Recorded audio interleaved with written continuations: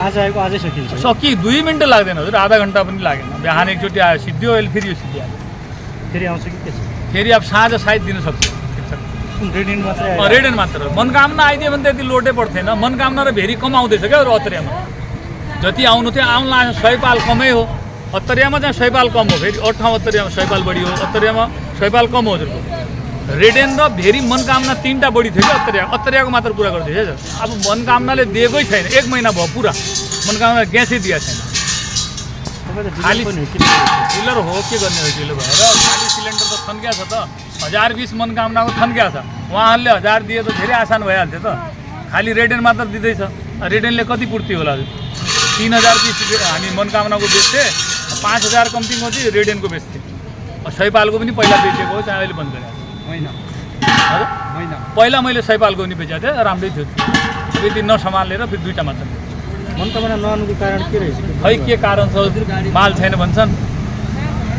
के कारण हो? कमै आएछ सुदूरपश्चिममा, यहाँ त कम आएछ हो। महेन्द्रनगर एक गाडी आउँछ, एक गाडीले के बुझ्छ त्यो कारणले। नाम लेखेर मात्रै दिइराख्नु भयो अहिले? यो तुरन्त नाम लेखेर भइहाल्यो।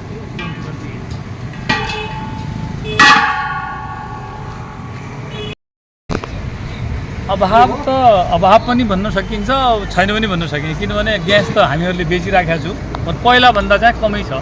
जसरी पहिला बेचिराखेको त्यस्तो छैन। 4 गाडी आउँथ्यो हाम्रो, आजकल 2 गाडी आउँदैछ। मेन मनकामनाले ग्यास नदिएर अभाव भयो जस्तो लाग्छ मलाई। मनकामना र भेरीको ग्यास आउनु लागेको छैन, त्यो कारणले पनि अलिकता खपत त हाम्रो पहिला 300 हो, अब आजकल ग्यासै आउनु लागेको छैन। 100, 150, 200सम्म आउँछ।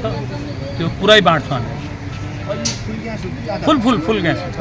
हाफ गर्दाखेरि सहज थियो कि फुल गर्दाखेरि सहज? हाफ गर्दाखेरि त सहज थियो। अब हाफमा अलि अप्ठ्यारो हुन लाग्यो भने फुल गरिदिया हो, मान्छेले किनेन के हजुर। फुल आला त म भर्ला भनेर त्यो चक्करमा अलि अप्ठ्यारो गरेँ।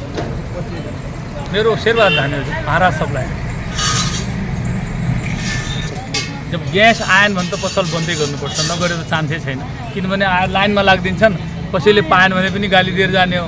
त्योभन्दा आयो उति बेला सबैलाई बाँड्दियो, आयो अहिले बाँड्यो सिद्धियो, उसपछि बन्द गर्यो। भेरी ग्यासका आधिकारिक विक्रेता एसडी ट्रेड एन्ड सप्लायर्स।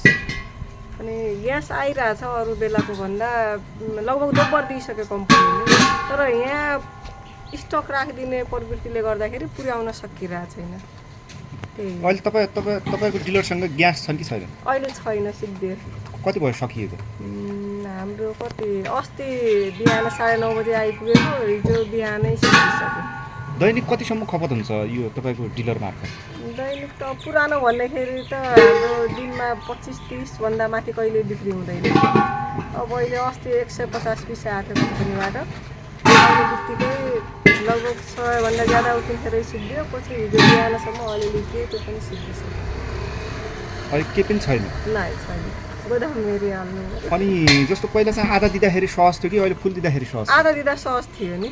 आधा दिँदाखेरि त कस्टमर लिनै मान्दैन थिए, स्टक पनि राखेनन्, लग्ने पनि आवश्यकताभन्दा बाहिर लगेनन् क्या। अहिले आवश्यकताभन्दा ज्यादै लगिरहेछन्, त्यही हो।